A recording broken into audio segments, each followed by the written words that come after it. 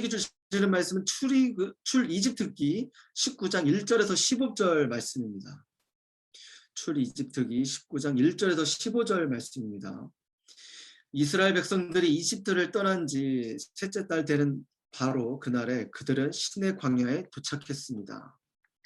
이스라엘 백성들은 리비딤을 출발해서 시내 광야에 들어가 그곳 산 앞 광야에 진을 쳤습니다.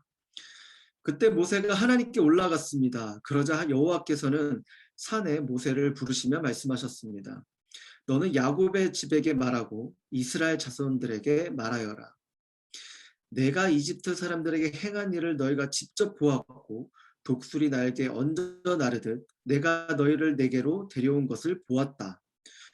그러니 이제 너희가 내게 온전히 순종하고 내 언약을 지키면 너희는 모든 민족들 가운데 특별한 내 보물이 될 것이다.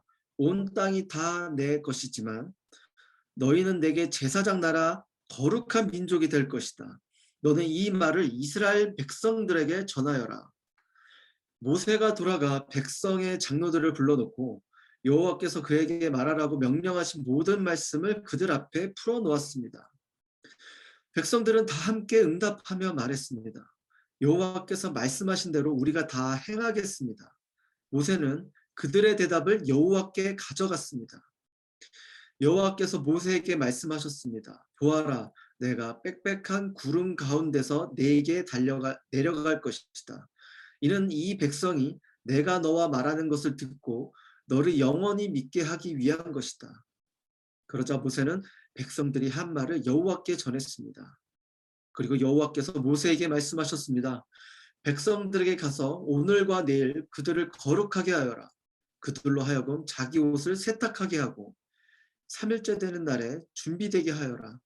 나 여호와가 그날에 모든 백성이 보는 앞에서 시내 산으로 내려갈 것이다. 백성들 주위에 경계선을 만들고 말하여라. 너희는 산에 올라가거나 산자락이라도 건드리지 않도록 명심하라. 누구든 산을 건드리기만 해도 반드시 죽을 것이다. 그런 사람에게는 손도 대지 말 것이다. 그는 반드시 돌에 맞든지 화살에 맞을 것이니 사람이든 짐승이든 살지 못할 것이다. 나팔이 길게 울리면 그때는 산에 올라가도 될 것이다. 모세는 산에서 내려가 백성들에게 이르러 그들을 거룩하게 했고 백성들은 자기 옷을 세탁했습니다. 합독하겠습니다. 그러고 나서 모세는 백성들에게 말했습니다. 셋째 날에는 준비가 다 돼 있어야 한다. 아내를 가까이 하지 말라. 아멘. 네, 오늘 과정을 통해 배우는 것들이라는 제목으로 우리 원유경 목사님께서 나오셔서 말씀을 전해주시겠습니다. 우리 환영과 또 환영의 뜨거운 박수를 하겠습니다. 네, 여러분 반갑습니다. 네, 우리 서로에게도 한번 사랑과 축복과 격려의 박수 보냈으면 좋겠는데요. 네, 오늘 하나님께서 또 말씀 안에서 우리 가운데 또 하나님의 마음과 하나님의 사랑의 깊이를 깨달아 알게 하시는 귀한 은혜가 있게 되기를 주님의 이름으로 축복합니다. 오늘 본문은 사실 굉장히 긴 말씀이에요. 그래서 말씀을 우리가 깊이 있게 보자면 사실 한 2편에서 3편 정도의 설교가 나올 만한 분량이 굉장히 중요한 말씀으로 구성이 되어 있는데요. 먼저 1절에서 6절까지의 시내산 언약에 대한 말씀과 그다음 7절부터 15절까지의 하나님께서 그 백성들에게 요구하시는 하나님을 만나기 위한 지침 사항에 대해서 오늘 말씀하고 계십니다. 자, 여러분 지금 이스라엘 백성이 있는 오늘의 이 지명, 이 장소가 주는 의미가 사실 많은 것을 우리 가운데 전달하고 있는데요. 우리가 함께 읽은 이 본문 속의 이스라엘 백성들은 좁은 길, 또 역경과 시련의 광야를 지나고 있었습니다. 이집트에서 출애굽, 출이집트를 할 때 이스라엘 백성들이 라암셋에서 발행했다라고 기록을 하고 있는데, 그러니까 개역 한글 개역 개정 버전에는 발행이라는 표현을 쓰고 있고 이것을 원본으로 보게 되면 그들이 날아가듯 출발했다, 떠나다, 달려가다 이런 의미를 가지고 있습니다. 그러니까 하나님께서 죄의 노역을 살았던 종된 자리에서 그들을 벗어나게 하셔서 약속의 땅, 하나님이 주시는 새로운 꿈과 비전의 땅을 향해 나아갈 때 그들은 날아가듯 그 땅을 떠났다는 거죠. 이 날아가듯 떠났다라는 표현 안에는 이스라엘 백성들이 가지고 있었던 기대와 설레임과 여러 가지 감정들을 담고 있는 그런 표현입니다. 그런데 출 이집트 후에 그들을 기다리고 있었던 것은요, 꽃길이 아니었어요. 정말 이 거칠고 황량하고 어디를 봐도 어디를 둘러봐도 메마른 광야, 완전히 황폐한 광야길이었습니다. 자, 그렇다면 왜 그 시간이 이스라엘 백성들에게 필요했는지, 그리고 그것을 통해서 하나님께서는 이스라엘 백성들에게 무엇을 원하셨는지를 자세히 말씀 안으로 들어가서 이 하나님의 지혜로운 사랑에 대해서 우리가 나누기를 원하는데요. 자, 오늘 본문 1절에서 2절 말씀을 같이 한번 보겠습니다. 오늘 본문 1절에서 2절 말씀을 우리 드림그룹 그룹장님이신 우리 소영 그룹장님이 한번 읽어봐 주셨으면 좋겠는데요. 1절에서 2절 한번 읽어봐 주셨으면 좋겠습니다. 시작. 이스라엘 백성들이 이집트를 떠난 지 셋째 달 되는 바로 그날에 그들은 시내 광야에 도착했습니다. 이스라엘 백성들은 르비딤을 출발해서 시내 광야에 들어가 그곳 산 앞 광야에 지내셨습니다. 감사합니다. 자, 이스라엘 백성들은 애굽을 떠난 지 3개월이 지난 이후에 시내 광야에 도착을 하게 되죠. 우리말 성경에는 번역되어 있지 않지만 원문을 보게 되면요. 지금 이 시내 광야라는 지명이 3번 이상 반복되고 있다는 것을 알 수 있습니다. 더 언급되고 있어요. 자, 그렇다면 왜 이 짧은 구절 속에서 시내 광야라는 이 지명이 3번이나 더 언급되고 있는 것일까요? 그것은 중요하기 때문이죠. 반복은 중요도를 나타내요. 그러니까 성경이 지금 이 사실을 아주 매우 의미 있고 중요하게 보고 있다는 이야기인 것이죠. 이처럼 계속해서 이스라엘 백성이 시내 광야에 이르러 장막을 쳤다는 말을 되풀이하고 있는 것은요. 지금 이 시내 광야라는 장소, 이곳이 그들에게 있어서 매우 중요한 역사적인 의미를 가진 곳임을 시사해 주는 것입니다. 바로 이곳에서 성경학자들이 구약을 통틀어서 가장 중요하다고 말하는 신의 한 언약이 일어났기 때문이에요. 그들에게 있어서는 지금 가나안 땅의 입성보다도 훨씬 더 중요한 하나님의 계획과 하나님의 뜻과 하나님의 마음이 그곳에 있었어요. 그러니까 여러분 생각해 보세요. 지금 이스라엘 백성은요. 어쩌다가 광야길로 들어가서 가나안으로 가야 되는 그 목적지. 우리가 흔히 내비게이션에서 이 목적지를 설정할 때 목적지를 가기 위해서 어쩌다가 지나치게 되는 경유하게 되는, 그래서 그렇게 경유를 하기 위한 적당한 시내 광야로 들어온 그런 것이 아니라 하나님의 완벽한 계획과 약속이 서려 있는 것으로 이스라엘 백성들이 인도함을 받았던 것이죠. 그러니까 여러분, 이스라엘 백성에게 있어서 하나님의 사람들에게 있어서 어쩌다는 없습니다. 우리가 우리의 인생 속에서 그냥 어쩌다 간 것 같은 길, 어쩌다 머물게 된 인생의 경유지와 같은 그곳에도 언제나 하나님의 계획과 하나님의 섭리가 있다는 것이죠. 여러분 이 사실을 믿으세요? 믿으시죠? 그런데 이스라엘 백성의 입장에서 어땠을까요? 말씀을 묵상하면서 문득 생각해 봤을 때 사실상 이스라엘 백성들은요. 지금 출애굽을 한 이후에 3개월 동안 계속해서 어디에 있었어요? 광야에 있었다는 거예요. 그들이 한 곳에서 또 다른 지역으로 이동을 해도 어차피 그곳은 광야였다는 거죠. 여러분 광야의 사전적 의미가 뭐죠? 광야란 텅 비고 아득한 들이라고 검색에 나와 있어요.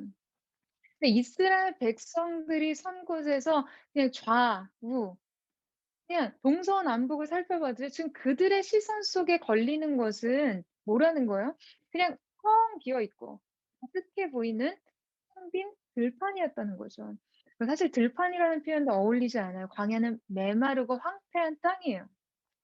그러니까 그들은 매일 걸어도 매일 약속의 땅을 향해서 일보 전진해 봐도 그냥 늘 그들의 시선 끝에는요. 아득함, 막막함, 아무런 계획과 의미를 찾아볼 수 없는 것 같은 광야가 펼쳐졌다는 거죠. 그래서 아마도 그들이 꿈꾸고 있었던 적과 꿀이 흐르는 가나안이 아니고서는 그 광야나 이 광야냐 저 광야냐 여러분 이것은요 특별한 의미를 찾기가 어려웠을 거예요. 이스라엘 백성들의 입장에서는 어쨌든 다 모든 지역이 다 같은 광야처럼 느껴졌을 것입니다.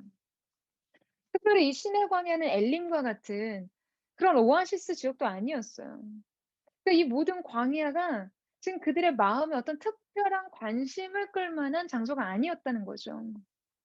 여러분, 여러분의 삶 속에서도 그런 생각이 들 때 있지 않으십니까? 나의 인생 속에요. 분명히 뭐 인도하심이 있다고 믿기는 하지만 인생에 어떤 획기적인 변화가 없어요. 내가 정말 원하는 궁극적인 이 문제에 대한 해답, 해결이 없어요.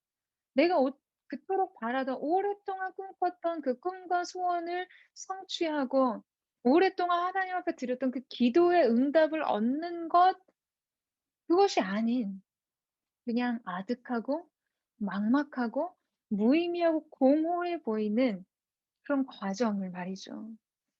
그러니까 우리가 그 과정을 얼마나 의미 있게 중요하게 생각하고 있는가. 앞서 이야기한 것처럼 그 광야가 그 광야이고 그 광야가 그 광야처럼 느껴져요. 그러니까 우리가 이곳을 벗어나지 않으면 이 문제가 해결되지 않으면 지금 그 프로젝트가 성사되지 않으면 우리는 우리의 인생 속에서 이 주어진 광야와 같은 과정들에 별로 의미가 없다고 생각합니다. 이 길고 지루하고 변화 없는 과정은 그냥 우리의 삶 속에 굉장히 공허해 보이는 무의미를 가져오죠. 변화를 경험하지 못하면 우리는 쉽게 이 과정을요, 그냥 '아 내 인생은 계속해서 제자리 걸음을 하고 있다. 성장과 변화가 없는 삶을 살고 있다.'고 단정하기 쉽다는 거예요. 그런데 여러분, 우리의 인생 속에서 이러한 과정은 결코 생략될 수 없습니다. 제가 이전에 이야기했던 카이로스의 시간은 크로노스의 시간 없이는 오지 않는다는 사실을 우리가 기억할 필요가 있다는 거예요. 여러분 크로노스의 시간은 어떤 시간이죠? 물리적으로 흘러가는 시간이에요. 카이로스의 시간은 하나님의 때, 하나님의 뜻이 성취되는 하나님의 개입이 있는 시간이라는 거죠. 근데 생각해 보세요. 성실한 일상의 크로노스의 시간이 없이 하나님의 때를 부르는 하나님의 개입을 가져오는 카이로스의 시간은 올 수 없다는 것이죠. 그렇게 하나님께서는 그렇기 때문에 우리 인생에 그냥 우리가 그저 흘러가는 물리적인 시간과 같은 크로노스의 시간을 보고 계세요. 우리가 이 광야, 저 광야를 옮겨가면서 의미 없다고 생각하는 그 크로노스의 과정을 보신다는 것이죠.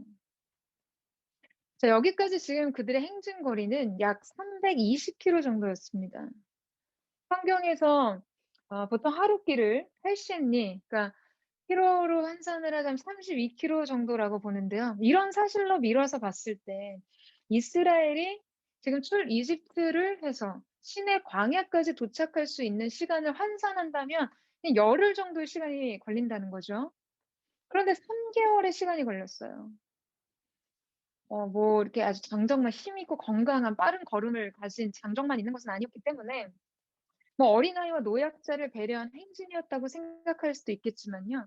지금 이스라엘은 약속의 땅 가나안으로의 행진을 지금 자의의 어떤 자의적인 뜻과 계획과 의도를 따라서 한 것이 아니라 지금 철저하게 하나님의 불기둥과 구름기둥의 인도하심에 허락하에서 진행됐기 때문에 자 여러분 그렇기 때문에 지금 이것은 무엇을 의미하나요? 하나님의 계획과 인도하심 때문에 이곳에 있었다는 것을 우리는 알 수 있게 됩니다. 그렇다면 여러분, 하나님께서 이스라엘 백성을 출애굽시키셔서 곧바로 정말 약속의 땅을 향해서 인도하지 않으시고요. 이처럼 굉장히 무료하고 권태로워 보이는 획기적이고 혁신적인 변화가 느껴지지 않는 느린 행진으로 그들을 이끌고 계신 까닭이 무엇이겠냐 하는 것이죠.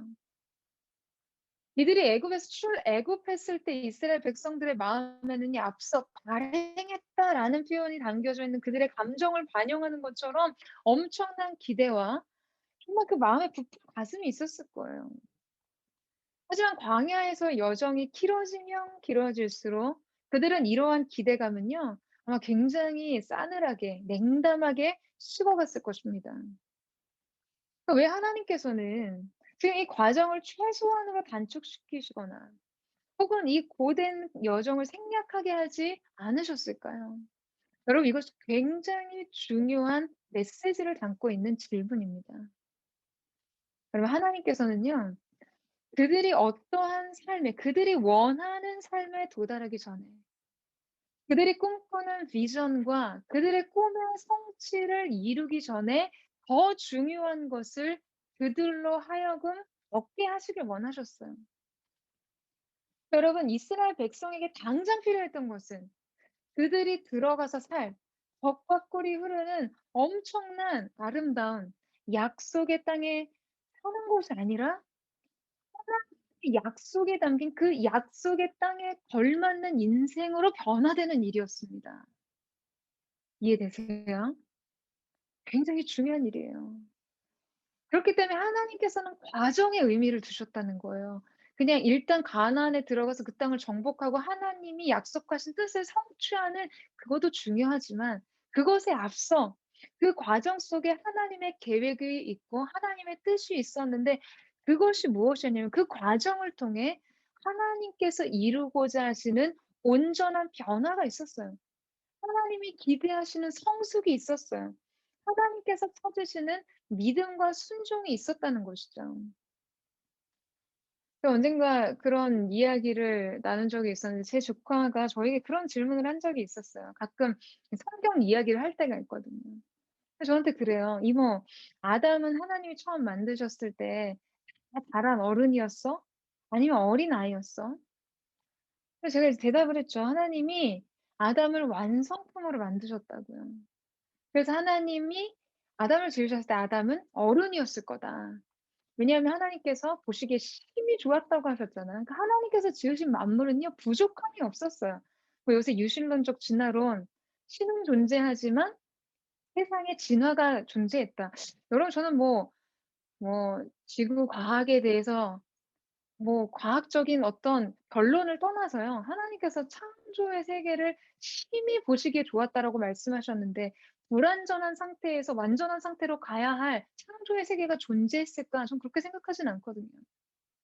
그러니까 이 아담도 하나님 창조하셨을 때 완전한 가장 완벽한 상태, 완성품으로 지으셨다고 생각을 해요.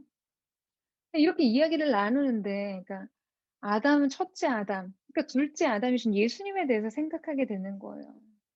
그래서 제가 이제 조카와 그런 이야기를 나눴어요. 신체적으로 굉장히 왕성하고 가장 왕성한 나이로 완전한 장성한 모습으로 아담은 창조되었을 거죠. 근데 둘째 아담이신 여러분 예수님은 어떻습니까? 첫 번째 아담이랑 다르게 예수님은 마리아의 뱃속에서 10달을 있다가 갓난아이로 태어나셨어요. 제가 중학교 때인가 나왔던 만화책 중에 하나가 어덜트 베이비라는 만화책이 있었어요. 그 어른이 갓난아이가 돼서 경험하게 되는 그 모든 생각과 사고와 의지는 어른인데 자기 신체는 완전 갓난아이인 상태에서 경험하게 되는 그런 에피소드들을 담은 그런 만화. 여러분 모르시나요? 어덜트 베이비? 네, 몰라도 상관은 없어요. 네. 근데 그럼 한번 상상해 보세요. 완전한 하나님이셨던 그분이 엄마가 젖을 물려줘야 먹고 엄마가 똥기 기저귀를 갈아줘야 되는 아주 연약하고 무기력한 어린아이로 태어나셨다는 거죠. 게다가 아버지였던 요셉이 일찍 소천하셔서 예수님 목수 생활을 하시면서 어머니 마리아와 동생 야고보와 형제들을 부양해야 되는 책임을 지시면서 사셨어요. 아버지를 일찍 여의고 동생까지 부양해야 했다는 것이죠. 그러니까 우리의 삶 속에 경험하는 그냥 인생의 질고와 무거운 짐과 책임감과 이 모든 것을 다 경험하셨어요. 가장 미약하고 가장 무력하고 가장 불완전한 존재로서 이 땅에 오신 그 예수님의 겸손을 생각하면 정말 놀라움을 금치 못할 때가 있어요. 그러니까 우리가 일상에서 경험하는 그 모든 일을 해내면서 그 모든 과정들을 지나오면서 그 과정에 대한 모든 책임감을 통감하시면서 그분이 얼마나 우리를 이해하시겠어요. 그러니까 여러분 예수님이 얼마나 겸손하신 걸까요? 예수님께서 이 모든 과정을 몸소 감당하신 거예요. 예수님의 공생애가 시작되기 전 이 30년의 시간이 있었다는 것 자체가 정말 어메이징한 일이죠. 변두리 나사렛에서 아빠 요셉을 대신해서 그냥 허드렛 일 목수 일을 하면서 가족을 부양하고 하나도 특별할 것이 없는 일상을 지내셨어요. 그럼 생각해 보세요. 그때 기적이 있었습니까? 성경의 한 절에도 그 시간을 기록하고 있지 않아요. 누구 하나 그분을 알아보는 사람도 없었고, 누구 하나 그분의 말씀을 따르는 사람 없었고, 그들은 그냥 그분은 초라에 묻힌 시간을 사셨어요. 우리가 생각할 때 그 예수님의 30년의 시간이 그분의 영광과 무슨 상관이 있고, 그 시간이 그분의 일생에 주어진 사명과 무슨 상관이 있다고 여러분은 생각할 수 있겠어요? 그렇게 쌓인 그 예수님의 물리적인 시간, 예수님의 인생의 크로노스의 시간 어디를 봐도요, 하나도 특별할 게 없어요. 굉장히 무료하고 굉장히 권태롭고, 그냥 이곳을 봐도 광야, 저곳을 봐도 광야, 가족을 봐도 광야, 여기를 봐도 아득하고 무의미하고 막막하고 공허해 보이는 그런 일상의 시간들을 많이 사셨다는 거죠.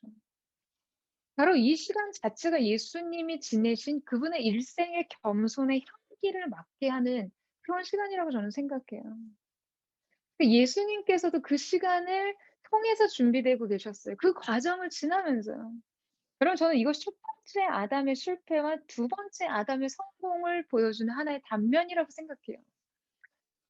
왕으로 기름 붓고 난 뒤에 광야의 시간이 없었던 사울 왕과 왕으로 기름 받은 이후에 숱한 시련과 역경의 광야를 지닌 다윗의 인생의 차이가 보여주는 것처럼 여러분 그렇지 않습니까?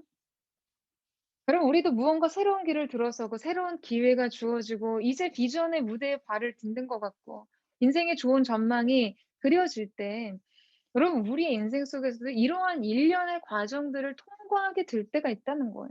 이런 시간을 지나가요. 무기력한 시간, 그냥 자기 존재 자체가 굉장히 무의미해 보이고 작아지거나 기억되지 않거나 지워지는 걸 경험합니다.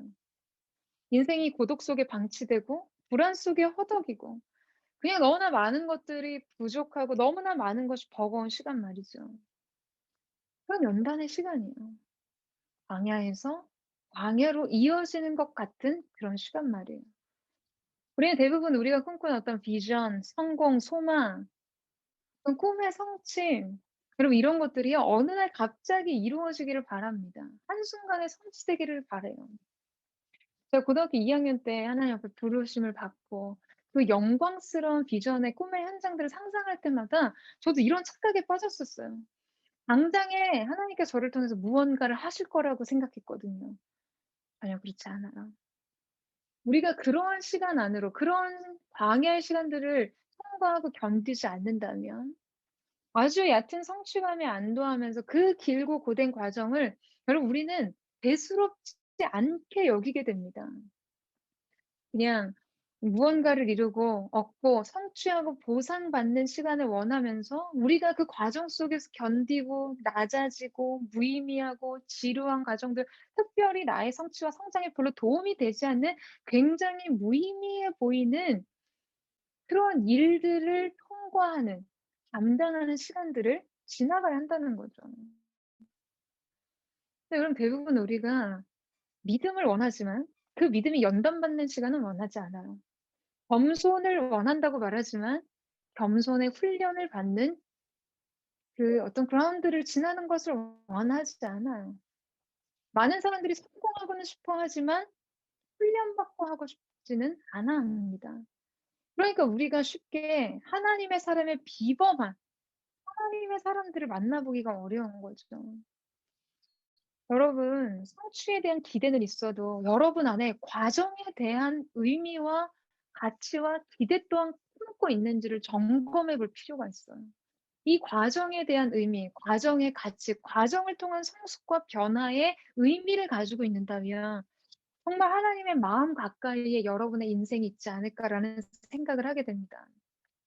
제가 굉장히 좋아하는 구절이 예레미야 48장 11절 말씀에 보면 모압은 젊은 시절부터 평안하고 포로되지 아니하였으므로 마치 술이 그 찢기 위에 있고 그 그릇에서 저 그릇으로 옮겨지 않음 같아서 그 맛이 남아 있고 냄새가 변하지 아니하였도다. 여러분 무슨 말입니까? 모압은요 젊은 시절부터 평안한 상태, 아주 평안하고 안락한 상태를 유지했기 때문에 정제되지 않은 포도즙처럼 상해버렸다는 거예요. 부패됐다는 거예요. 그래서 결국 그 모압은 수치를 당하고 재난과 고난이 닥쳐서 황폐해졌다는 거죠. 제가 예전에 저도 처음에 파트 전도사를 부름받고 예배 담당 교육자라고 부름받았는데 첫 번째 리더십 수련회에서 제가 담당한 건요. 선생님도 아니었어요. 아주 오래전에 설교 때 한 번 이야기한 적이 있었던 것 같은데 저는 안식팀을 담당했습니다. 2 박 3 일의 시간 동안 단 한 차례도 성전에 들어가 보지 못했어요. 그래서 제가 성전 밖에서 이렇게 예배 드리는 지체들과 예배팀을 보면서 '난 여기서 뭘 하고 있는 거지? 나는 예배 사역자로 부름받았는데 오늘 이 일이 내가 정말 궁극적으로 하나님 앞에서 하고 싶어 하는 일과 무슨 연관이 있을까?' 아니 그건 하나의 단편일 뿐인데요. 이러한 시간들을 우리가 지나게 된다는 거예요. 그런데 여러분 우리가 이렇게 무의미해 보이고 우리가 우리의 성품과 우리의 영성과 우리의 인격과 우리의 삶의 일상들을 하나님 앞에서 훈련할 수 있는 이 크로노스의 시간을 훈련받고 통과하지 않게 되면 여전히 우리 안에는 찢기들을 제하여 버릴 수 있는 기회들을 잃어버리게 된다는 거죠.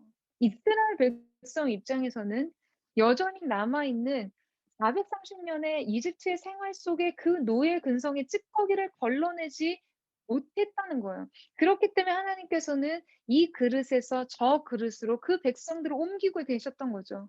이 광야에서 저 광야로 말이에요. 여러분, 우리는 이렇게 하나님의 손에서 옮겨 다니면서요. 하나님 앞에서 우리의 영적인 상품과 인격과 태도가 정제되는 존재들입니다. 이거 안 하고 싶지만 어쩔 수 없어요. 그러지 않으면 변하지 않는 게 우리의 체질이거든요. 자기의 의와 자기의 계획과 자기의 힘이 하나님의 뜻보다 앞서고 하나님을 의지하고 의존하는 믿음과 순종을 배울 수 있는 기회를 잃어버리게 된다는 거예요. 그래서 하나님께서 우리를 그분의 손 안에서 이리저리 옮기세요. 인내와 역경의 그릇으로, 고난과 시련의 그릇으로, 그 그릇 안에서 우리의 영혼이 정주되는 것이죠. 사랑하는 여러분, 저는 저와 여러분이 이러한 과정을 지나치게 두려워하지 않게 되기를 주님의 이름으로 축복합니다. 위축되지도 말고 되게 무의미하다고 무가치하게 그 과정을 생각하지도 말고 이 과정을 회피하거나 도망치려고도 하지 말고 뒤를 돌아보려고 하지 말고 이 과정에는 반드시 목적이 있다는 것을 기억하셔야 돼요. 이 과정을 통해서 하나님께서 가장 중요한 인생의 영적인 태도와 성품과 자질을 계시는 사실을요. 여러분 저는 저와 여러분 가운데 그 은혜가 있게 되기를 주님의 이름으로 축복합니다. 첫 번째 수원들과 한번 이런 질문들을 나눠보셨으면 좋겠어요. 영적인 신의 광야, 내 인생의 영적 신의 광야에 대해서 나누는 거죠. 하나님 우리가 어떤 일을 하는 사람인가 보다 우리가 이룬 성취보다 우리 자신이 어떤 사람인가에 더 큰 관심이 있으십니다. 믿음의 과정을 통해 당신은 하나님의 사람으로 걸맞는 성품과 영성과 태도, 중심이 준비되어 있는가, 그리고 그것에 관심을 가지고 있는지에 대해서 나눠보시면 좋을 것 같고요. 또 이 질문이 아니더라도 교환 안에 있는 적용 질문들도 활용하셔서 여러분이 그때그때 순 안에서 말씀의 질문들을 나눠보는 은혜가 있었으면 좋겠습니다. 자, 이제 시내와 광야의 이스라엘 백성들이 진을 치자 모세가 하나님 앞으로 나아가게 되죠. 3절 말씀 보시겠어요? 네, 우리 3절 말씀을 우리 임영은 순장님이 한번 읽어봐 주시겠어요? 영은 순장님이 3절 말씀을 한번 읽어봐 주시도록 하겠습니다. 시작. 그때 모세가 하나님께 올라갔습니다. 그러자 여호와께서는 산에서 모세를 부르시며 말씀하셨습니다. 너는 야곱의 집에게 말하고 이스라엘 자손들에게 말하여라. 감사합니다. 그때 모세가 하나님께 올라갔다고 하죠. 마치 여러분 이게 어떤 묘사 같으세요? 그러니까 신의 산 자체가 그냥 하나님의 존재인 것처럼 표현되어 있어요. 이것은 하나님의 임재의 강림이 지금 그 산에 있다는 것을 보여주는 것이죠. 이 장면을 원문으로 보게 되면 엘, 하 엘로힘 이렇게 쓰여져 있어요. 그러니까 정관사가 쓰여진, 지역하자면 그 하나님에게로라는 뜻이 되는데요. 여기서 특별히 정관사 하를 사용해서 모세가 그 하나님이라고 표현한 이유가 뭘까요? 우리가 출애굽기 말씀 쭉 이제 묵상해 오면서 여러분 묵상하셨겠지만 그것은 지난날 모세가요. 바로의 칼날을 피해서 자기 장인이었던 이드로의 집에 피신해 있을 때 지금 이곳 시내산 떨기나무 사이에서 나타나서 처음으로 자신을 불러주시고 이스라엘에 대한 구원 계획을 말씀해 주신 바로 그 하나님. 출애굽한 후 바로 이곳에서 하나님을 경배하게 될 것이라고 말씀하신 그 하나님에 대해서 이야기하고 있는 그 하나님을 기억했기 때문인 것이죠. 출애굽기 3장 12절 말씀을 볼게요. 제가 읽어 드릴게요. 하나님께서 내가 분명히 너와 함께 할 것이다. 내가 백성들을 이집트에서 인도해 내고 나면 이 산에서 하나님께 예배할 것인데 이것이 내가 너를 보냈다는 표적이 될 것이라고 말씀하셨어요. 처음 모세를 불러주셨을 때 이 산에서 그 백성들이 와서 하나님을 예배하게 될 것이라고 말씀하셨다는 거죠. 약속하셨다는 거예요. 하나님께서는 광야의 도망자인 모세를 부르시고 그에게 위대한 하나님의 구원 계획을 말씀하셨어요.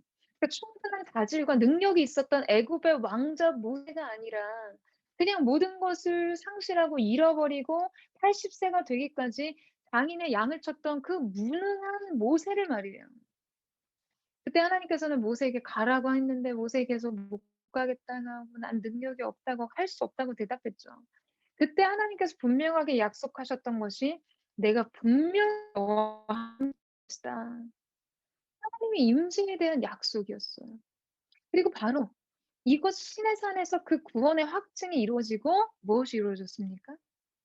약속의 성취가 이루어지게 될 것이라고 하나님 말씀하셨다는 거죠.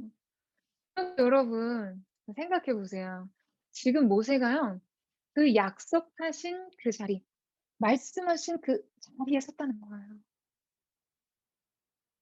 불가능할 것이라고 생각했던 말씀의 성취 속에 지금 모세가 있었다는 거죠. 여러분 이거 한번 상상해 보세요.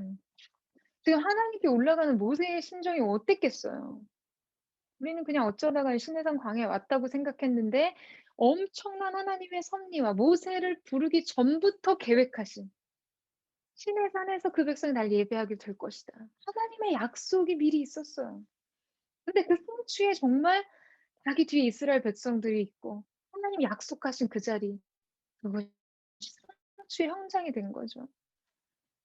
저 정말 눈물이 났을 것 같아요. 얼마나 뜨거운 감격과 감사가 있었을까요? 자기 어깨 뒤에 수백만의 이스라엘 백성이 함께 서 있었어요. 내가 할 수 없다고 말했던 그곳에서 하나님께서 행하신 일들을 보게 된 거예요. 여러분, 저와 여러분의 삶 속에서도요, 이렇게 모세가 처음 섰던 그런 신의 산이 있을 거예요.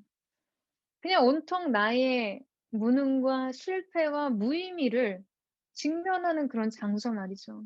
하나님의 블레싱, 하나님의 콜링, 말씀이 약속이 부어져도 그냥 '나는 할 수 없어. 나는 할 수 없어요.'를 끊임없이 되뇌이게 되는 그 자기 무능을 되뇌이게 되는 장소예요. 그냥 내가 미래를 꿈꿀 수 없는 내가 그 일을 할 수 없는 소망할 수 없는 수많은 이유들과 함께 그냥 근근히 오늘을 살기 위해 올라섰던 모세의 신의 산과 같은 장소가 여러분에게도 있을 거라는 거예요. 그러나 여러분 그곳에서 우리의 인생에 모든 절망을 뚫고 들리는 하나님의 음성을 들을 수 있다면 사랑하는 여러분 우리가 두 번째로 오르는 신의 산은요. 성취와 영광 가운데 있을 것입니다. 여러분 이 사실을 믿으세요? 여러분 이 사실을 기대하십니까? 저와 여러분 가운데 정말 그 두 번째 인생의 신의 산을 꿈꾸고 기대하고 바라볼 수 있는 소망의 영광이 있게 되기를 주님의 이름으로 축원합니다. 제가 가끔 그런 이야기 한 적 있었잖아요. 제가 뭐 고등학교 시절에 온누리교회 경배와 찬양 모교 모임에 왔던 이야기 가끔 들은 적 있으실 거라고 생각하는데요. 저한테도 정말 제 인생의 첫 번째 신의 산과 두 번째 신의 산을 경험했다고 생각해요. 제가 처음 예배 사역자로 하나님 앞에 제 인생을 드리고서는 저한테 항상 제 예배 어떤 모형, 장소를 생각하면 이 모세의 시내산의 임재에 대한 저만의 향수, 영적인 향수를 품고 있었어요. 근데 저를 부르실 때 그 시내산에서 모세가 "주의 영광을 내게 보이소서." 하나님의 임재 가운데서도 하나님의 임재를 더욱 목말라 하는 그 마음이 그 모세의 갈망을 늘 사모했거든요. 그래서 저의 예배의 영적 모토는 이 시내산 영성이었던 것 같아요. 근데 제가 이제 뭐 고등학교 2학년부터 이렇게 모교 모임 참석하면서 경배 찬양 예배하면서 그 서빙고 본당에서 맨날 엎드려 가지고 얼터콜 하시면 올라와서 막 엎드려서 눈물 콧물 쏟으면서 "하나님께 저의 삶을 드립니다." 뭐 이런 장면들이 숱하게 있었죠. 근데 제가 아직도 되게 기억에 남는 그 장면은 힐링 그레이스 수련회가 끝나고 마지막 주일 예배였어요. 그 주일 예배 때 여러분 혹시 그 자리에 함께 계셨던 분들 있을 수 있는데 제가 그때 얼터콜을 했거든요. 청년들 다 하나님 앞에 자기 인생을 드리기를 원하는 사람들 다 단 위로 올라오라 그랬더니 수많은 우리 청년들이 하나님 앞에 나와서 무릎을 꿇고 기도하고 예배한 자기의 삶을 그렇게 드리는 그 시간이 있었어요. 근데 제 안에 그때 정말 큰 기쁨이 있었죠. 그러니까 하나님을 향한 청년들의 사랑을 보는 것이 너무나 큰 감격이었고 내가 이렇게 하나님의 부르심 앞에 그냥 부르심이 전부인 것 같았던 나의 비전과 어떤 사역의 현장은 없이 그냥 부르심만 있었던 것 같았던 현장을 지나서 하나님께서 그 부르심의 약속을 성취시키시는 자리에 나를 다시 세우셨구나. 그런 생각을 했던 기억이 나요. 말씀이 전부였던 시간, 말씀 외에는 아무것도 없는, 약속 외에는 아무것도 찾아볼 수 없는, 현실은 아무것도 없는 그런 시간들을 지나서 하나님의 비전과 성취 현장으로 새롭게 그 일들을 이루시는 현장 가운데 서게 되는 것이죠. 사랑하는 여러분, 저는 여러분에게도 그러한 현장들이 있음을 믿습니다. 그리고 있게 되기를 주님의 이름으로 축원합니다. 우리의 과거를 덮으시고 하나님께서 우리를 부르셔서 새로운 미래를 말씀해 주시는 하나님. 우리가 그분의 임재 앞에 서고 그분의 부르심의 계획 안에서 나의 지난 과거가 다시 해석되고 그래서 오늘 내가 무엇을 해야 하는지가 분명해지는 그 성취 현장 말이에요. 여러분 오늘 우리가 이 장면 속에서 무엇을 알게 됩니까? 내가 할 수 있고 없고는 그럼 모세를 보세요. 그러니까 하나님께서 하실 수 있다. 내가 너와 함께 하겠다 하면 그것으로 충분한 것입니다. 우리가 그것을 믿고 나아가면 두 번째 선 시내산은요. 성취 현장이 되는 거예요. 그러니까 모세는 지금 그 자리에서 그것을 알았을 거예요. 그리고 그에게 말씀하신 하나님의 음성 안에서 과거 자신과 같았던 이스라엘의 미래를 또한 보는 거죠. 무능했던 첫 번째 시내산에서 부름 앞에 섰던 자신의 지난 과거와 오늘 성취 현장 앞에 섰던 자신의 모습을 통해서 뭘 보냐? 이스라엘 백성의 미래를 볼 수 있었다는 거예요. 3절 말씀 보세요. 3절 하반절 말씀을 보면 너는 야곱의 집에게 말하고 이스라엘 자손들에게 말하여라 라고 말씀하시죠. 자, 여러분 이 장면 속에서 이 구절 속에서 뭐가 보이세요? 야곱과 이스라엘이에요. 야곱의 다른 이름이 이스라엘이었습니다. 이스라엘은 하나님의 약속과 하나님의 비전을 담은 야곱의 또 다른 이름이죠. 그러니까 하나님은 변화된 야곱을 이스라엘로 새롭게 부르셨어요. 그러니까 이 말씀에 표현된 야곱과 이스라엘은 같은 대상을 각기 다른 이름으로 의도적으로 부르고 계신다는 거죠. 그러니까 여러분 이걸 통해서 무엇을 말씀하고 싶은 것일까요? 야곱이란 이름의 뜻은 속이는 자, 사기꾼이라는 이름의 뜻을 가지고 있잖아요. 우리 지난주에 말씀 나눈 것처럼 형을 속여서 장자권 얻기를 원하는 건 보잘것없는 존재였어요. 그런데 그런 야곱이 하나님의 은혜로 이스라엘, 곧 하나님과 겨루어 이긴 자라는 존귀한 이름을 가진 자가 되었다는 것을 기억하게 하는 거죠. 하나님의 백성으로서의 이스라엘을 말해요. 그러니까 하나님께서는 애굽의 종되었던 미천한 야곱 족속들이었지만 그분의 백성, 주님의 소유를 삼으심으로 이스라엘의 존귀함으로 그들을 새롭게 하시겠다라는 지금 약속을 그 백성에게 주고 계신다는 거예요. 그러니까 모세 입장에선 첫 번째 신의 산과 두 번째 성취의 신의 산이지만 야곱의 족속들에게는 지금 첫 번째 신의 산인 거죠. 그들에게는 이스라엘이라는 성취의 현장이 약속되어 있다는 것을 지금 보잘것없는 야곱 족속이지만 모세는 직접적으로 그들의 미래를 자신의 경험 안에서 확신할 수 있었던 거예요. 여러분, 우리의 인생도 이렇게 하나님 앞에서 각각 두 가지의 이름을 가지고 있습니다. 하나님 앞에 우리의 이 두 가지 이름이 다 있어요. 인생의 두 얼굴이 다 있습니다. 우리의 과거를 다루시는 하나님, 하나님의 거룩한 부름 앞에 새로운 존재로 불러주시는 하나님. 그러니까 우리는 그분의 부르심 앞에서 새로운 정체성을 입은 존재로 설 수 있는 것이에요. 여러분, 우리도 오늘 하나님 앞에서 이 야곱과 이스라엘을 의식할 수 있어야 합니다. 우리 그렇게 고백하잖아요. 보소서 주님, 내 안에 선한 것 찾아볼 수 없습니다. 미래를 꿈꿀 수 없는 많은 이유를 가지고 있었던 야곱과 같은 사람, 속이는 자, 정직하지 않고 많은 흠결과 핸디캡과 많은 인생의 결핍을 가진 자, 그래요. 그런 우리지만. 그런데 하나님이 보시는 우리의 내일은 이스라엘이라는 거예요. 여러분, 이 사실을 믿으십니까?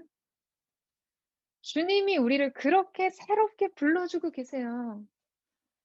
사랑하는 여러분, 이 사실을 믿는 은혜가, 이 사실이 여러분의 인생 속에 새로운 소망의 기쁨을 안겨주는 은혜가 있게 되기를 주님의 이름으로 축원합니다.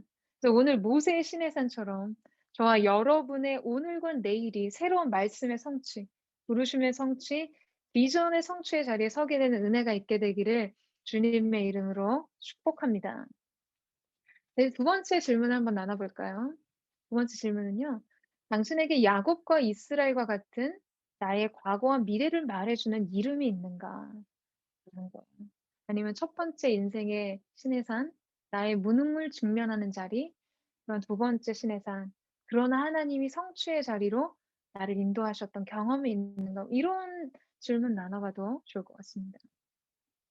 네, 이제 4절에서 6절 말씀을 같이 한번 봤으면 좋겠는데요. 네, 4절에서 6절 말씀을 우리 박윤선 순장님, 우리 윤선 순장님이 한번 읽어봐 주셨으면 좋겠습니다. 4절에서 6절 말씀 시작.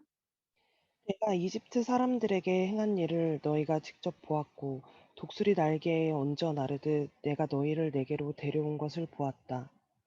그러니 이제 너희가 내게 온전히 순종하고 내 언약을 지키면 너희는 모든 민족들 가운데 특별한 내 보물이 될 것이다.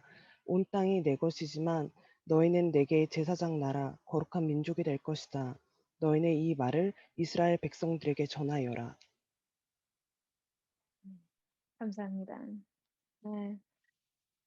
너무 아름다운 비유죠. 하나님께서 이집트에서 지금 독수리가 새끼 독수리를 업어서 나르듯이 그렇게 그 백성들 하나님의 날개 위에 얹어서 지키고 보호하고 인도하셨다고 말씀하고 계세요.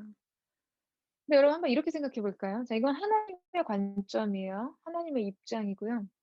이스라엘 백성의 생각도 이와 같았을까요?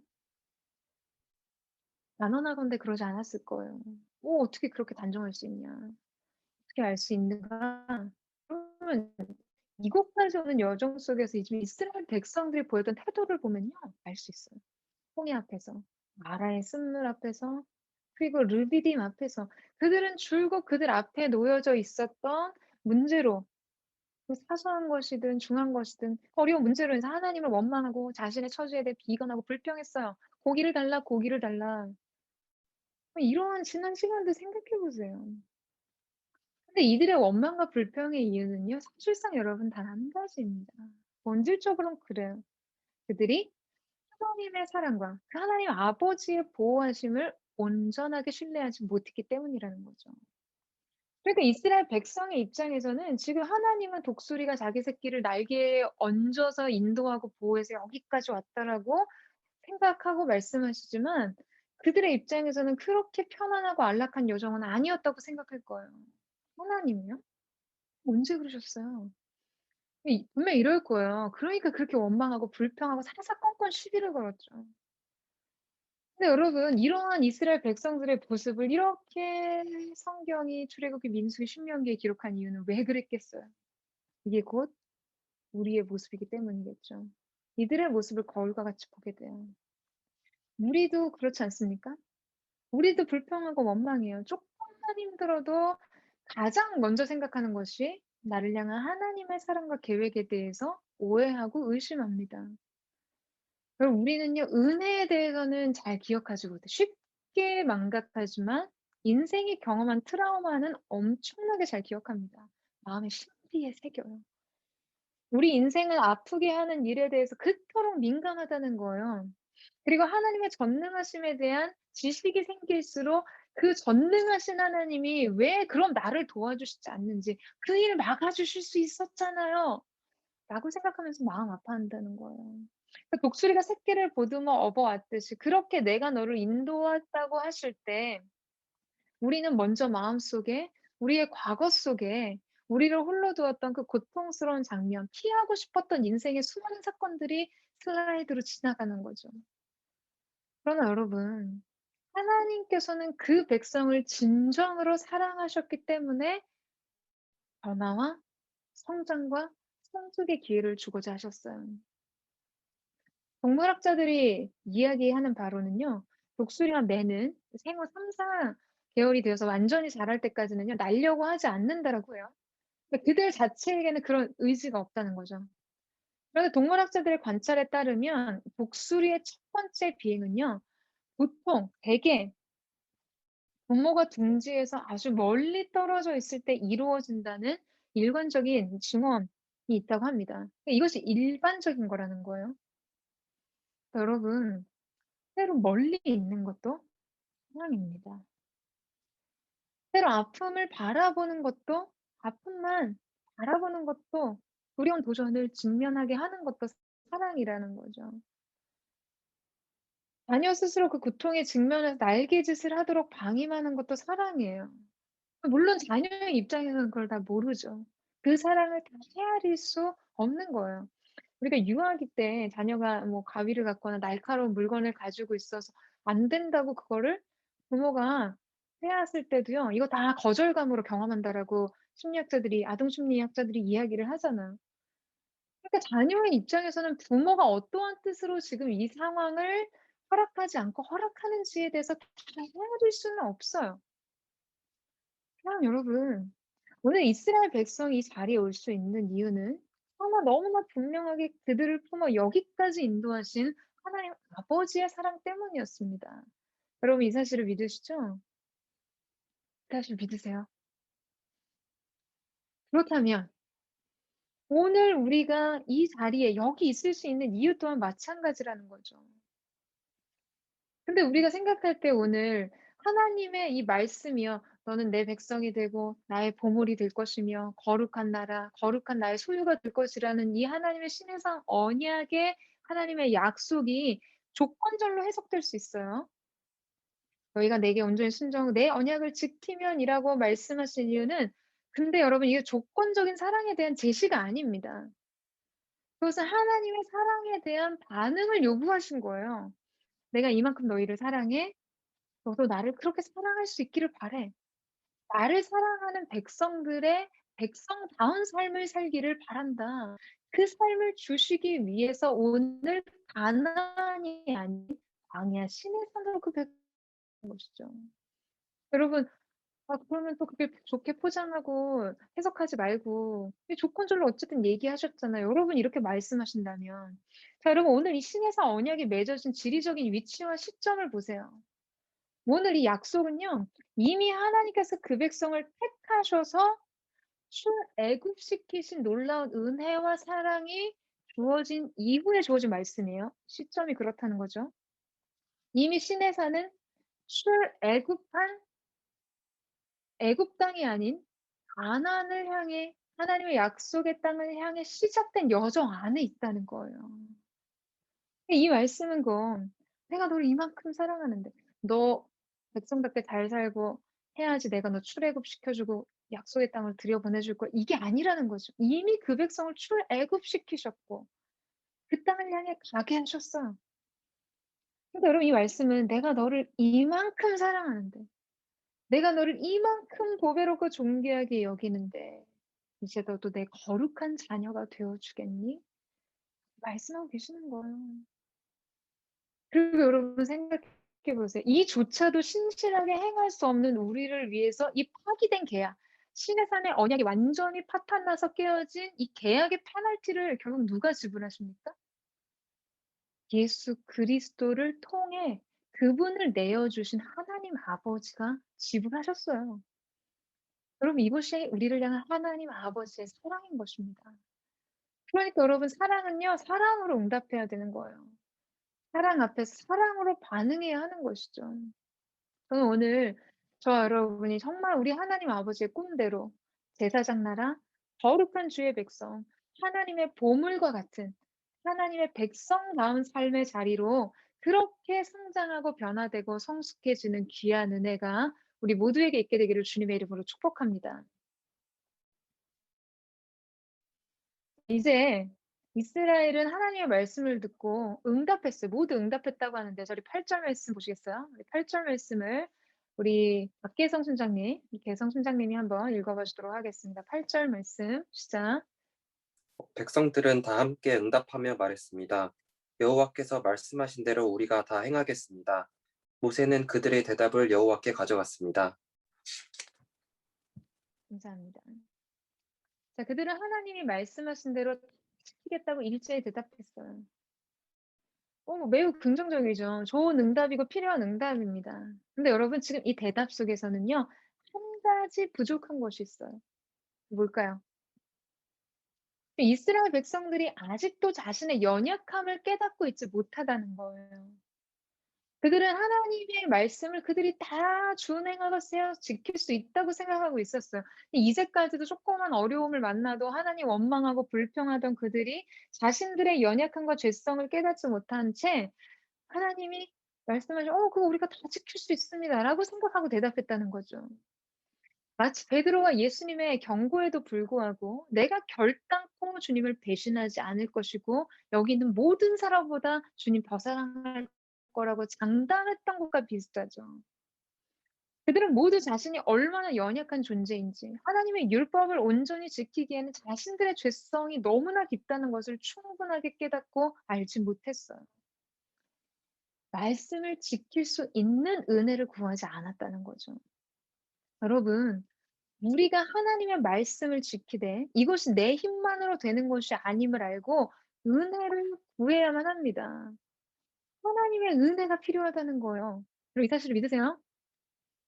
그러나 백성들이 응답하자 하나님께서는 또 은혜롭게 자비롭게 다 받으세요. 이제 언약을 체결하기 위해서 백성 가운데 내가 직접 임하겠다고 말씀하시는데요. 모세는 백성들에게 너희는 여호와를 만나기를 준비하라고 명하셨습니다. 여러분 우리 가운데 임재하실 하나님을 만나고 그분의 음성을 듣고 그분과의 새로운 관계 안으로 들어가기 위해서 우리에게 필요한 것은 무엇인가? 하나님께서 세 가지 준비를 명령하셨는데요. 네, 시간이 많이 가서 제가 굉장히 좀 빠른 속도로 진행할게요. 첫 번째 명령은 10절을 보시겠어요? 제가 읽겠습니다. 그리고 여호와께서 모세에게 말씀하셨습니다. 백성들에게 가서 오늘과 내일 그들을 거룩하게 하여라. 그들로 하여금 자기 옷을 세탁하게 하고 첫 번째 하나님을 만날 준비는 그들 자신을 성결케 하는 거였어요. 거룩을 회복해 하는 거라고. 여러분이 히브리 카도시라는 거룩의 단어는요. 정결하다는 우리가 생각하는 그런 의미뿐만 아니라 관계하다라는 의미가 있어요. 거룩은 결국 하나님과의 관계성인데 그 거룩하신 하나님과 관계를 맺기 위해서는 우리도 필연적으로 거룩해야 한다는 거죠. 그 하나님의 친밀한 임재 속에 나아가기 위해서 거룩하신 그분의 존전 앞으로 가까이 나아가기 위해서 우리에게 거룩이 필요하다는 거예요. 그러니까 여러분 하나님은 그분을 만나고 그분의 음성을 듣고자 할 때 우리에게 이조차도 준비의 과정이 필요하다는 것을 말씀하십니다. 하나님을 만나는 일에도 준비의 과정이 필요하다는 것이죠. 자, 여러분 여호수아 3장 5절 말씀만 보시겠어요? 여호수아 3장 5절 말씀에서 하나님께서는 너희는 스스로 성결하라, 정결케 하라. 내일 여호와께서 너희 가운데 놀라운 일을 행하실 것이라고 하셨어요. 하나님께서 그 백성들에게 요단강을 가르시는 영광과 위엄과 승리를 나타내시기 전에 먼저 그 백성들에게 선결을 요구하셨다는 거죠. 민수기 11장 18절 말씀을 봐도 하나님은 고기가 먹고 싶다고 불평하는 백성들을 향해서도요. 뭐라고 말씀하시냐면 내일을 위해 몸을 거룩하게 하라고 말씀하세요. 내일 고기 먹기를 기다리라 라고 말씀하시는 거죠. 몸을 성결하게 하고 기다리라. 그러니까 하나님께서 하나님의 어떤 강력한 역사, 하나님의 기적과 같은 영광과 하나님의 놀라운 위엄을 나타냈을 때 그 백성들에게 먼저 요구하신 것이 거룩과 성결이었다는 거예요. 여러분, 하나님의 임재를 정말 친밀하게, 정말 아주 그 깊은 임재와 영광의 계시를 경험하기를 원하십니까? 그렇다면 여러분, 무엇이 필요하냐면 거룩과 성결이 필요하다는 거예요. 그럼 많은 사람들이요, 하나님 만나고 싶어 해요. 그렇지 않은 사람이 어디 있겠어요? SNS 모든 식구들에게 선포할 때 아멘이라고 대답 안 할 사람이 어디 있겠어요?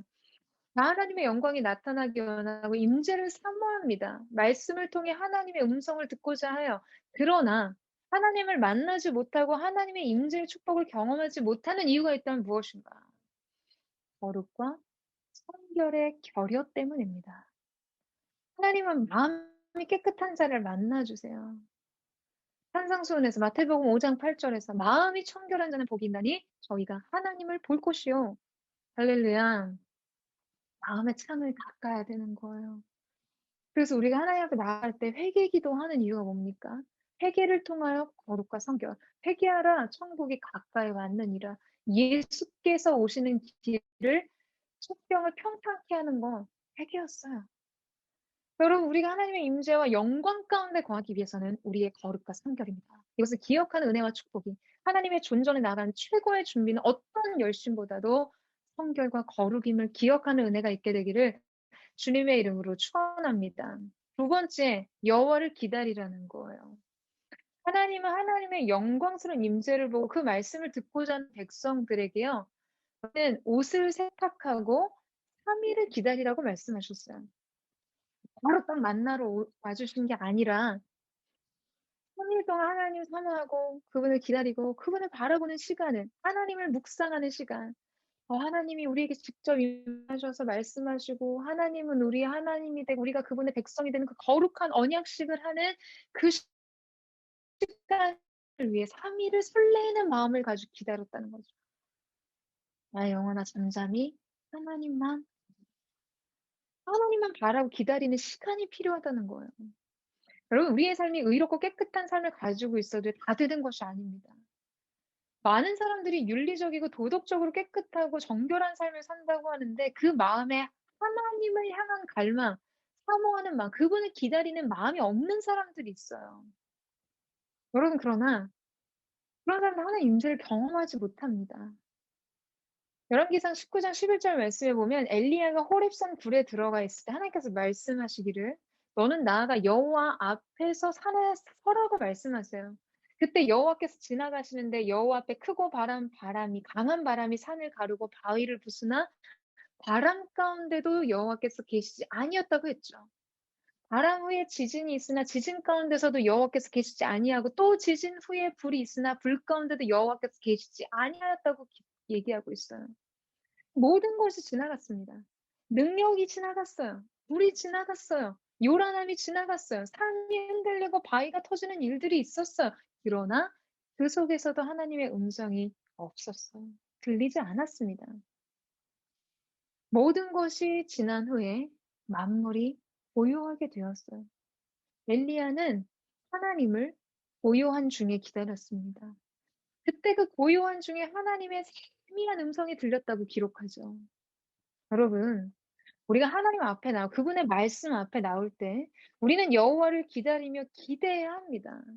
하나님을 대망하고 갈망해야 하는데 그 고요함과 고독의 자리에 머물면서 그분을 끝까지 기다릴 수 있는 기다림의 영성이 필요하다는 거예요. 이 사실을 믿으세요? 여러분에게 그 고요함과 그 고독을 감내할 수 있는 기다림의 영성이 준비되기를 주님의 이름으로 축복합니다.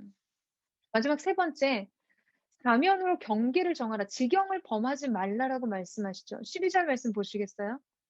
백성들 주위에 경계선을 만들고 말하여라. 너희는 산에 올라가거나 산자락이라도 건들지 않도록 명심하라. 누구든 산을 건들기만 해도 반드시 죽을 것이다라고 말씀하시죠. 하나님 거룩한 분이셨어요. 근데 하나님 우리 친밀한 분이시기 때문에 그 사랑의 하나님 앞에 누구든 나아갈 수 있지만 넘지 말아야 될 경계선, 침범하지 말아야 될 하나님께서 정하신 영역이 있다는 것이죠. 우리가 이전에 나눴지만 여러분 우사가 왜 즉사했습니까? 범하지 말아야 될 하나님이 정하신 기준과 선을 범했기 때문이에요. 그러니까 하나님께서는 지금 하나님의 거룩하심에 대한 그 백성들의 인식을 갖기를 원하셨어요. 그러니까 하나님께서 그 산 가운데 임재한다고 하시니까 호기심으로 그 산에 오르기를 원했던 사람들이 백성 가운데 있었을 수 있겠죠.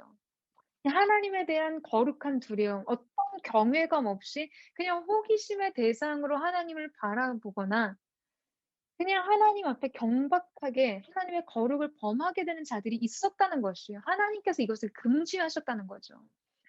하나님의 뜻은 하나님의 방법대로 이루어져야 된다는 것처럼 여러분 우리 안에 이 기준이 필요합니다. 모든 것을 결정하시는 최종 결정권자는 하나님이시라는 거예요. 여러분 이 사실을 믿으세요? 여러분 삶 가운데 이 인정이 필요합니다. 그래서 여러분 인류 최초의 죄가 인류의 역사 안에 들어가던 계기가 뭐예요? 선악을 알게 하는 실과를 먹지 말라고 하신 하나님의 금기를 하나님이 정하신 경계를 거스른 것이 인류의 죄의 시작이듯이 선과 악을 정하는 기준, 옳고 그름을 판단하는 기준, 내가 해야 될 것과 하지 말아야 될 것을 정하는 기준, 이 모든 것이 하나님께 있다는 것, 하나님으로부터 온다는 것을 인정하는 기준을 세우는 것이 필요하다는 거예요. 여러분 이 사실을 믿으세요? 인본주의적 관점, 나 중심, 인간의 권리, 인간의 행복, 인간을 위한 것의 필요가 아니라 하나님의 뜻, 하나님을 위한 것, 하나님의 영광에 합당한 것이 무엇인지에 대한 기준으로 인생을 사는 것, 그 경계를 정한 삶을 사는 것이 우리의 삶 가운데 필요하다는 것이죠. 여러분, 이 과정의 준비를 통해서 하나님께서는 그 백성 가운데 강림하여 직접 그 백성을 만나 주셨습니다. 저는 저와 여러분 가운데 우리가 정말 하나님 만나기를 사모해요, 갈망해요 라고는 하지만 하나님을 만나기 위해 필요한 이러한 세 가지의 준비의 모습이 결여된 채로 그냥 마음의 나 중심으로 내가 원하는 하나님을 내가 원하는 방식대로 내가 편리한 방법들로 만나고자 하는 이러한 모든 잘못된 태도들을 버리고 하나님의 기준, 하나님의 관점, 하나님의 영광에 합당한 우리 인생의 경계를 지키고 모든 판단의 기준과 근거가 오직 하나님께 있음을 신뢰하는, 인정하는 신본주의적 믿음의 사람들 되시기를 주님의 이름으로 축원합니다. 마지막 질문입니다. 하나님을 만나기 위해서 이 세 가지 준비가 되어 있는가? 라는 질문들을 순에서 한번 나눠보시면 좋을 것 같은데요. 앞서 이야기한 대로 오늘 본문의 길이가 굉장히 길고 중요한 많은 부분들이 있기 때문에 여러분 전체를 다 일일이 나눌 수는 없을 것 같아요. 그래서 여러분이 순모임의 흐름 안에서 충분하게 말씀의 꼭지들을 나눌 수 있다면 나누고 그 안에서 하나님 주신 깊은 그 질문과 깊은 나눔의 답을 가지고 아름다운 영적인 교제를 이뤄가는 귀한 은혜가 있게 되기를 주님의 이름으로 축복합니다. 또한 돌아오는 주일 우리 만날 때 정말 신의 사인에 강림하시는 그 하나님을 기다리고 나를 준비해서 그분 앞으로 나아가듯이 이 3일의 시간을 그렇게 또한 준비해서 하나님 앞에 서는 저와 여러분 되시기를 주님의 이름으로 축복합니다. 제가 한번 기도하겠습니다. 사랑하는 주님 감사합니다. 오늘도 우리의 삶 가운데 말씀하신 하나님이 계시다는 사실이 얼마나 경이롭고 아름다운지요. 우리는 부족하지만 주님께서 오늘도 우리를 말씀의 신의 산 위에 세우셨습니다. 오늘 이 말씀의 전망대에서 우리의 삶이 조망하게 되는 것이 무엇인지, 하나님 나는 어디에 와 있는지, 하나님께서 내게 약속하신 것들을 반드시 성취의 현장에서 보게 될 것이라는 믿음을 가지고 우리 사랑하는 SNS 공동체 리더십들이 힘을 내고 용기를 내고 새로운 소망으로 말씀 앞으로 달려갈 수 있는 귀한 은혜가 있게 하여 주옵소서. 또한 우리가 정말 정신을 차리고 깨어 하나님을 만나기 원한다면 마땅히 하나님 앞에서 준비되어야 될 이 세 가지의 태도를 우리가 정말 주 앞에 드림으로 하나님을 강력하게 경험하고 주님이 우리의 삶을 변화시키시는 놀라운 은혜, 그 하나님을 만나는 귀한 역사가 있게 하여 주옵소서. 행하실 일들을 기대하며 감사드리며 살아계신 예수님의 이름으로 기도드립니다.